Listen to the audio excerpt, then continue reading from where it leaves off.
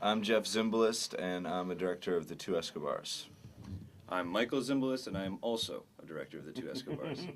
Good, good. Yeah. Okay. ESPN approached us for their 30 for 30 series, which is their 30th anniversary series. And it was a big honor. There's a lot of big-time directors in there, and they wanted a Latin American story. We put out some feelers, and a friend of ours who's a soccer junkie and a Latin Americanist came up with this concept, and he'd been wondering for a long time why it hadn't been done. We went to Colombia, and we quickly realized that the reason it hadn't been done maybe was because it was not only a taboo subject, but even 15 years after the deaths of our two protagonists, it was also still a dangerous subject. And it took a lot of effort to work our way into a place of trust with our subjects, just to sit down with a lot of them, but also then to talk about narco soccer, which we felt was a bigger story. It wasn't just the story of one event, one evening of investigating a murder, but actually of a people, a society, and a national identity at that time. Yeah, I could spin off that. Yeah, go ahead.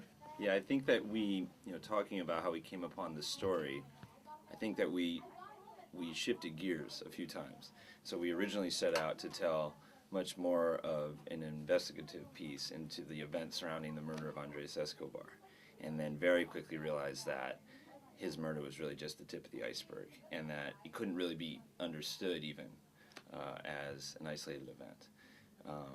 So to understand, we started tracing back and looking at the origins of narco money in the sport, and then realized that we had this film on our hands that was really the first expose of this absurd and fascinating secret world of narco soccer.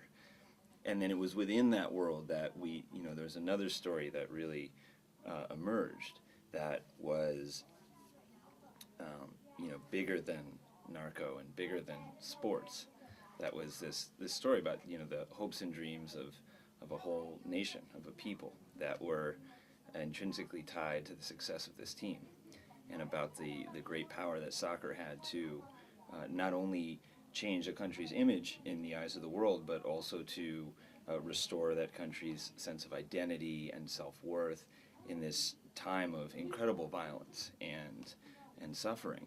And I think that, more than anything, was the story that resonated with us and that we wanted to tell with this film.